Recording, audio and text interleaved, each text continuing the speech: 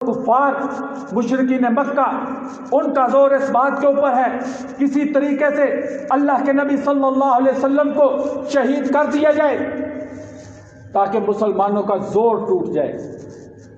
نبی کریم صلی اللہ علیہ وسلم پوچھتے ہیں کون ہے جو ان کفار مکہ سے میرا دفاع کرے، دشمنوں سے میرا دفاع کرے؟ طلحہ رضی اللہ تعالیٰ عنہ کھڑے ہوتے ہیں، اللہ کے نبی میں آپ کا دفاع کروں گا۔ کہا نہیں تم رکو، کوئی اور دفاع کرے۔ انصار صحابہ میں سے ایک کھڑا ہوتا ہے، اللہ کے نبی صلی اللہ علیہ وسلم کہتے ہیں ہاں تم میرا دفاع کرو۔ وہ شہید ہو جاتے ہیں، کرتے کرتے 11 صحابہ شہید ہو جاتے ہیں۔ ہر دفعہ جب اللہ کے نبی پوچھتے ہیں طلحہ رضی اللہ تعالیٰ عنہ خود کو پیش کرتے ہیں۔ جب 11 صحابہ شہید ہو گئے، اس کے بعد کوئی موجود نہ رہا، تو طلحہ رضی اللہ تعالیٰ عنہ نے کہا اللہ کے نبی اب میں آپ کا دفاع کروں گا۔ کہا ہاں طلحہ تم میرا دفاع کرو۔ طلحہ رضی اللہ تعالیٰ عنہ کھڑے ہو جاتے ہیں، اللہ کے نبی صلی اللہ علیہ وسلم کے سامنے اپنے آپ کو رکھ لیتے ہیں۔ اللہ کے نبی جنگ کا ماحول دیکھنے کے لیے، جنگ کا میدان دیکھنے کے لیے طلحہ رضی اللہ تعالیٰ عنہ کے کندھے سے سر اونچا کر کے دیکھنے کی کوشش کرتے ہیں۔ کہتے ہیں اللہ کے نبی میرا سینہ آپ کے سامنے ڈھال ہے، میرے پاس اس وقت ڈھال موجود نہیں،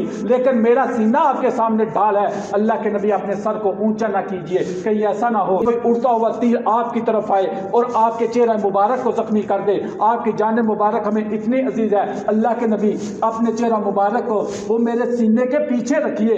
نبی کریم صلی اللہ علیہ وسلم اپنے چہرہ مبارک کو پھر پیچھے کرتے ہیں، نیزے لگتے ہیں، تلواریں لگتی ہیں، تیر لگتے ہیں، اور سینہ سامنے کس کا ہے؟ طلحہ رضی اللہ تعالیٰ عنہ کا ہے۔ ایک بدبخت کافر آتا ہے، آ کے اللہ کے نبی صلی اللہ علیہ وسلم کے اوپر تلوار کو سونتتا ہے، تلوار کو مارتا ہے۔ جب طلحہ رضی اللہ تعالیٰ عنہ نے دیکھا کہ اللہ کے نبی صلی اللہ علیہ وسلم کے بچاؤ کا کوئی ذریعہ اور طریقہ نہیں، ایک دم سے اپنے ہاتھ کو سامنے کرتے ہیں، ہاتھ کٹ جاتا ہے، انگلیاں کٹ جاتی ہیں، ساری زندگی کے لیے ہاتھ ان کا شل ہو جاتا ہے۔ نبی کریم صلی اللہ علیہ وسلم نے ایک آواز سنی، سی کی آواز جو زخم آنے کے اوپر آتی ہے۔ کہا طلحہ آج تو نے اتنا عظیم عمل کیا، اللہ کی قسم اگر تم اس آواز کی بجائے یہاں پہ بسم اللہ کہہ دیتے تمہیں فرشتے اٹھا لیتے، ساری دنیا دیکھتی طلحہ نے کتنا عظیم عمل کیا ہے۔ اللہ کے نبی صلی اللہ علیہ وسلم کے اوپر کفار کا زور پڑتا ہے، اور طلحہ رضی اللہ تعالیٰ عنہ جب دفاع نہیں کر سکتے، تیر ختم ہو جاتے ہیں، اپنے جسم کو نبی کریم صلی اللہ علیہ وسلم کے اوپر کر لیتے ہیں۔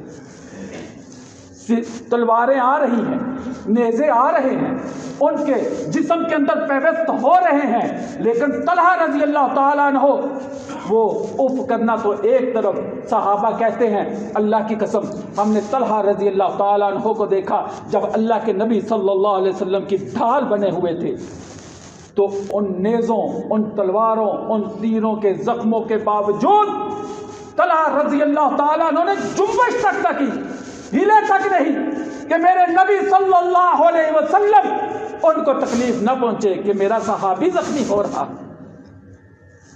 کہتے ہیں جب باقی صحابہ آگے اللہ کے نبی صلی اللہ علیہ وسلم کے دفاع کے لیے،